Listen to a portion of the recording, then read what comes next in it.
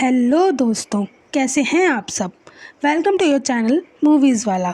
तो जैसे कि आप सब ने हमारी वीडियो का टाइटल पढ़ ही लिया होगा, तो दोस्तों वीडियो शुरू करने से पहले मैं आपको बस ये कहना चाहती हूँ कि अगर आपने अभी तक ये मूवी नहीं देखी है तो प्लीज़ अपना थोड़ा सा टाइम निकालें और ये मूवी ज़रूर देखने जाएं, क्योंकि इस मूवी में कॉमेडी और मोरल दोनों चीज़ें हैं। Anyway, let's start the video.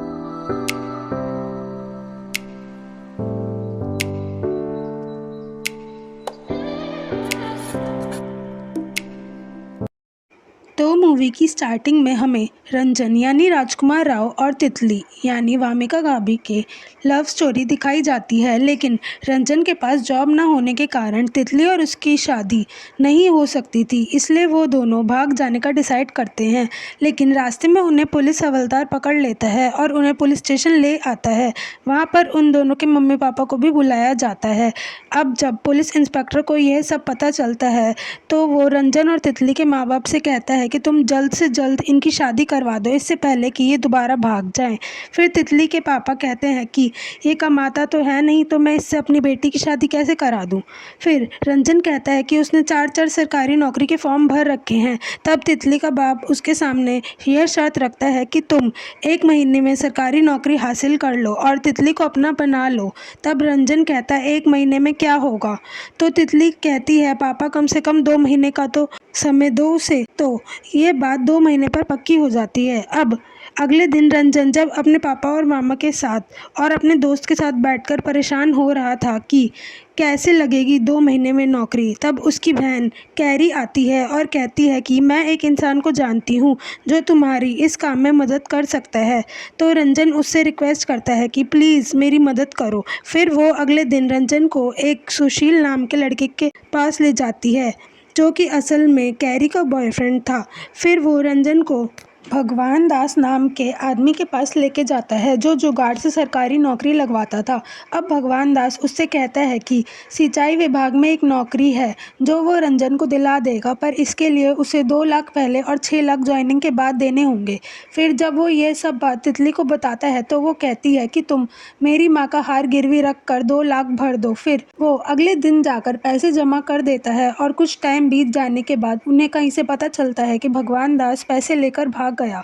तब वो उसे बहुत ढूंढने की कोशिश करता है पर वो उसे कहीं नहीं मिलता। तब दुखी होकर वो शिवजी से मन्नत मांगता है कि अगर उसकी सरकारी नौकरी लग गई तो वो एक नेक काम करेगा। फिर 2 दिन बाद भगवान दास खुद वापस आ जाता है और रंजन को मिठाई खिलाकर बताता है कि उसकी नौकरी लग गई है। दोस्तों, मैं आपको बता दूं कि अब तक 2 महीने निकल चुके थे और तितली के पापा ने लड़के वालों को अपने घर बुलाना शुरू कर दिया था। अगले दिन जब रंजन तितली को घर फ़ोन करता है, उस दिन भी लड़के वाले तितली के घर आए हुए थे। लेकिन तितली को जब ये बात पता चलती है तो वो उस लड़के से शादी करने से मना कर देती है और अपने पापा को रंजन के साथ शादी करने के लिए कन्वेंस कर लेती है।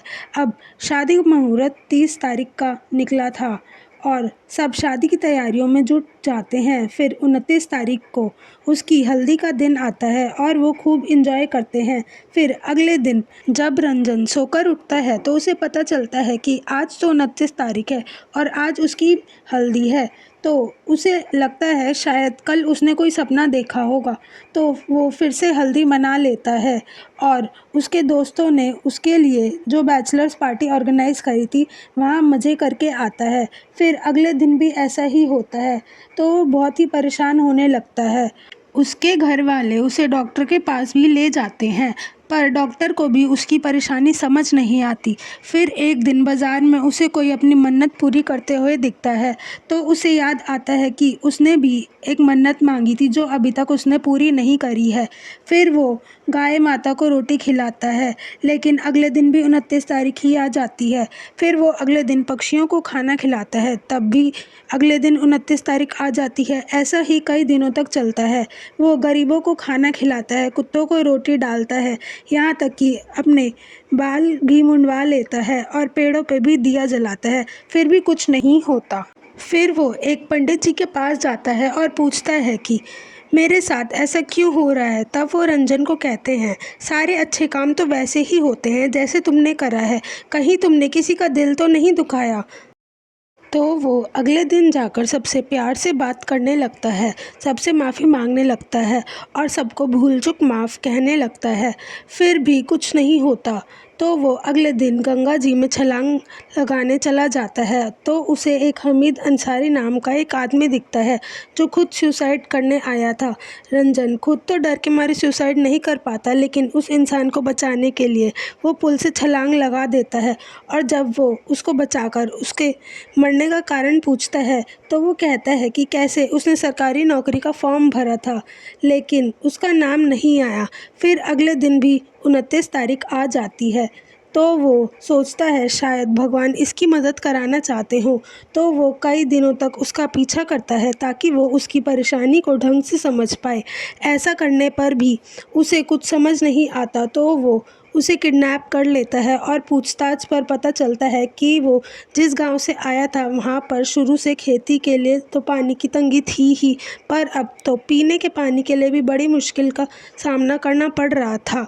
उसके परिवार वालों ने सिंचाई विभाग को भी पत्र लिखा था पर कुछ जवाब न मिलने पर उसने डिसाइड किया कि वो खुद सिंचाई विभाग में नौकरी हासिल करेगा, जिसके लिए उसके अब्बा ने उसे बनारस भेज दिया। उसने बहुत मेहनत कर पढ़ाई करी और पेपर दिया और उसको और उसके घर वालों को बहुत उम्मीद थी कि वो इस बार नौकरी हासिल कर लेगा, जिसके लिए उसके अब्बा ने गांव में मिठाई भी बंटवा दी थी।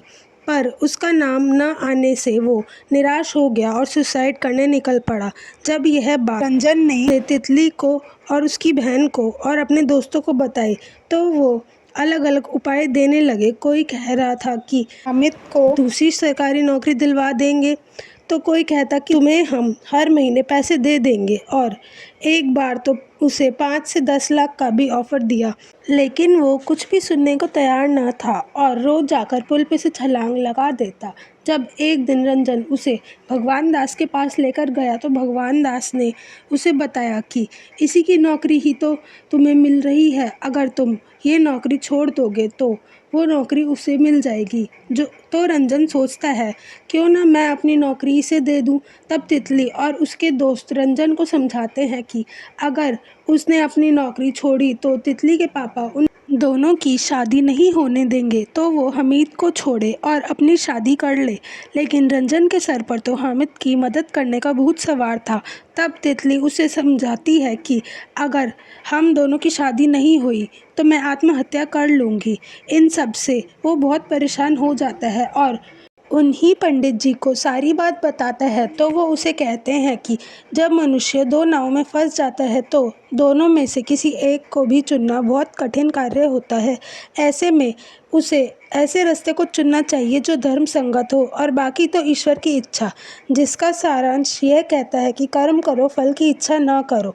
तो वो नौकरी छोड़ देता है और फिर अगले दिन 30 तारीख आ जाती है और सब शादी की तैयारियां कर रहे थे।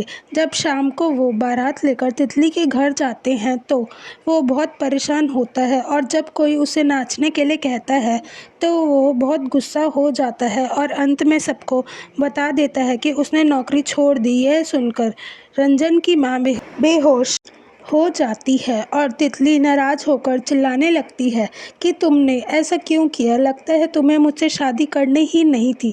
तभी वहाँ भगवान दास आ जाता है और कहता है कि कोई खुद भूखा रहकर दूसरे का पेट कैसे भर सकता है, कैसा पागल लड़का है ये। हमारे यहाँ न जाने कितने हमीद रोज़ मरते हैं, हमें उससे क्या। कोई भला ऐसे समाज के लिए अपने बेटे को भगत सिंह बनाकर क्यों भेजे।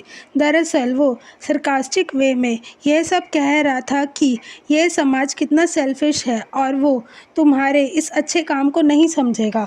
और अंत में वो ये भी कहता है कि पहली बार किसी की नौकरी लगने से ज़्यादा किसी की नौकरी छूटने की खुशी हो रही है। फिर जब रंजन और उसका परिवार वहाँ से जाने लगता है तो तितली के पापा और जीजा जी उसे कहते हैं कि शादी में इतना खर्चा हो गया है, अब तो तुम्हें शादी करनी ही पड़ेगी। और ऐसे करके अंत में रंजन और तितली की शादी हो जाती है। तो दोस्तों, अगर आपको हमारी वीडियो पसंद आई हो तो वीडियो को लाइक करना और चैनल को सब्सक्राइब करना ना भूलें।